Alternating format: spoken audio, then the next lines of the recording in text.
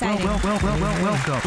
We don't normally get that excited for guests or get nervous or anything, but I think everybody in the room has agreed this is like the biggest deal for us. I feel the energy. It feels good. So you were raised in Detroit and Grand Rapids, right, in Michigan? That's right. And so what was that like? Like, what was your family like? You had all these siblings. Yeah. Was there like a lot of fighting in the house? Oh yeah, we were fighting, fussing, but we were very close. Fighting, fussing, laughing, playing. Right. We're a very, very close family.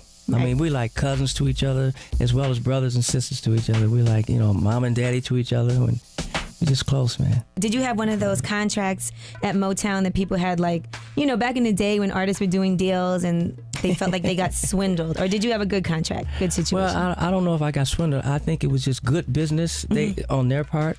And because I didn't know about the business, I didn't benefit from it as well as they did, as well as Motown did. Let's put it that way.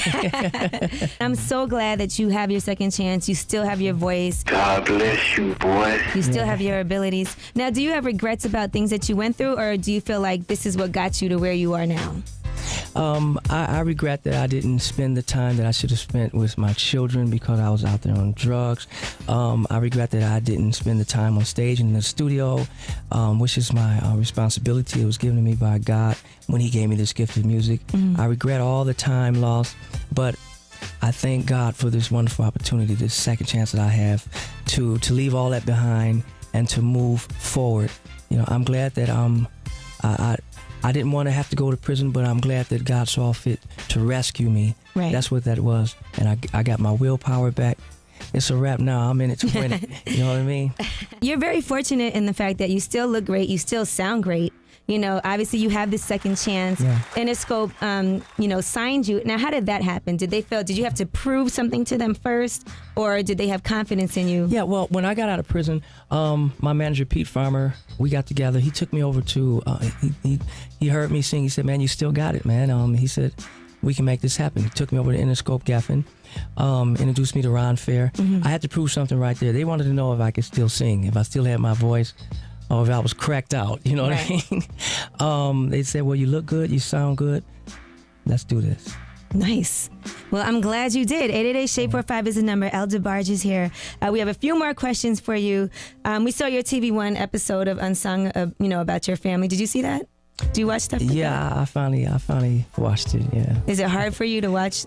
It was a little difficult, because, going back down memory lane is kind of difficult like that, You don't want to relive some of the pains, but But how exciting is it when you hear songs and artists that are currently sampling your music? Oh, that's very exciting, man. I mean, the Biggie sample, Ashanti. What's your favorite out of Tupac, all the artists? I like them all. I'd say my favorite. You have to have a favorite, though. My favorite, I think, I like what Biggie did with One More Chance. Right. And I like what Classic. I like Mariah's rendition. Loving you long time. Like that, I think that's.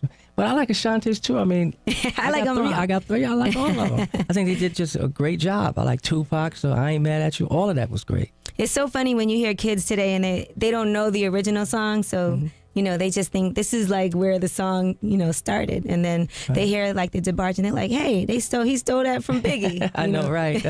That's funny, right? Because I heard somebody say that before. All right, 888-SHAPE-45. DeBarge is here. No, it was a surprise. Nobody knew. And you tore it down. Well, thank you, Angela. You got to you performed 2 times, so we got to hear some new music, but it was great how they set it up. Like first we got to hear some of the classic stuff, which is really like you wrote some time and performed some timeless music, which is a hard thing for people. Yeah, it seems like it. Like even today, you could play any of those songs and it's still very current. Obviously, people are still sampling it all the time, but if you put this out today, it's still a smash hit. Wow, that sounds good. Wow. So ooh, that sounds great. Like, don't stop. You doing a medley? Don't stop. First of all, you look like a kid, right. still. So I don't know what your secret is. You don't have plastic surgery or anything, right? No, none of that. No facelift or nothing. Because my mom was a beautiful black lady. Black don't crack. So I got that running through my blood. You know what I mean? You guys started the group DeBarge. There was another group though, right? You had other siblings in another group? Okay, Switch was first. Switch I had was two first. brothers in the group Switch. Okay. And it was 6 guys, but only 2 of them were my brothers. And then my oldest brother Bobby started the group DeBarge, formed the group DeBarge. He couldn't be in it because he was still in Switch. So Okay. he's me, Randy, Marty, Bunny, James. and he got us over to Motown and got us signed. You were the lead singer Right. of DeBarge. Now, did they elect you for that? Did they say, you know what, we want Al to be the lead Well, singer? actually, my brother Bobby wanted me to be the lead singer, and Okay. like I said, he's the one that it was his vision. And then Motown, they didn't see it any differently than he did, so we just went with it. Okay. But James can sing really good. Bunny, they all can sing really good. Bunny, Marty, Randy.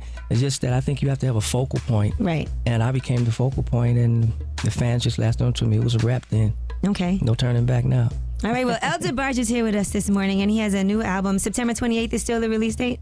September 28th. It's called Second Chance. It's my new album. Second Chance, and that's also the title track off the album. And I was reading that you actually started singing that in the first line, and you just broke down in tears when you were singing. Oh, who told on me? Did I say that? You must have said it.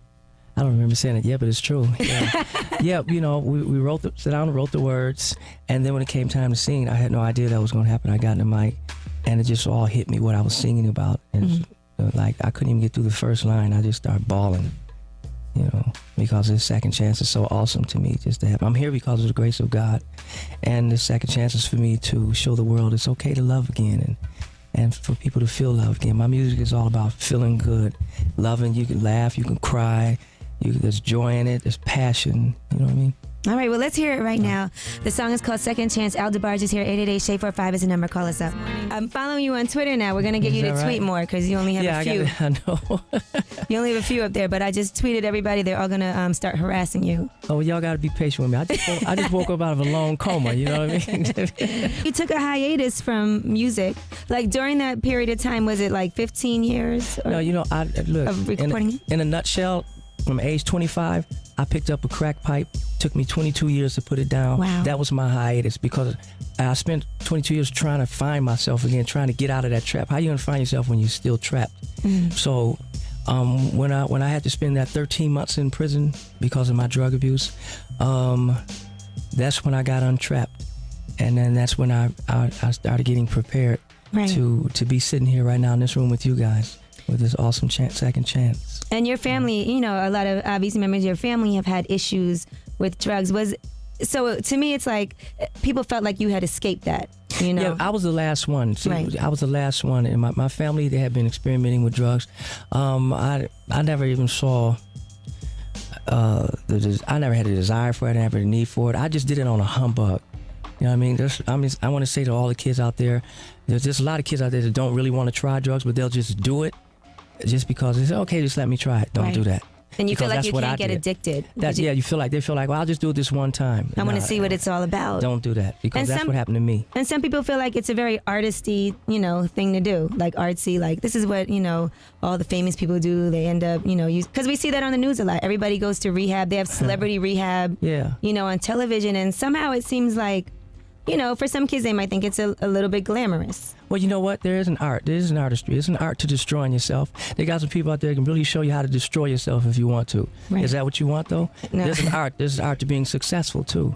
What's the first thing that you did when you got released from prison? What's the first thing you did? Well, my mama was there waiting for me. She was right at the gate waiting for me. Oh. My mama and a couple of my children. And I was like, wow, this is great. First thing I did was just embraced her and hugged her. A lot of people say, I'm going to have a steak when I get out. I'm going to have this. I'm going to this restaurant. Like, slow down. None of that meant anything to me more than my freedom. I just wanted to just get outside those gates and just breathe that air outside those gates. That was all I needed. Now, I also read that while you were there, you didn't do any writing or anything. I didn't do no writing. I think when you're in prison, if you're a rap artist, you could probably write there. Right.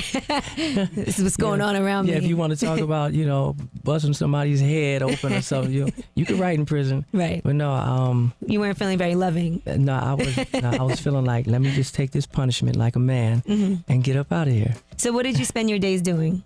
Praying, exercising, and sleeping. I talked every now and then. Right. I try not to talk too much because, that's not a good thing in prison. Oh, really, to talk? Nah.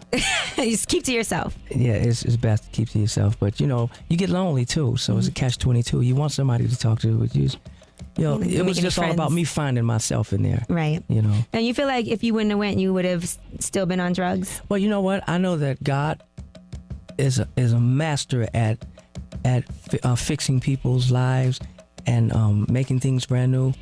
I think that he just saw fit to use prison as a tool. He could have did it another way, but that's the way he chose.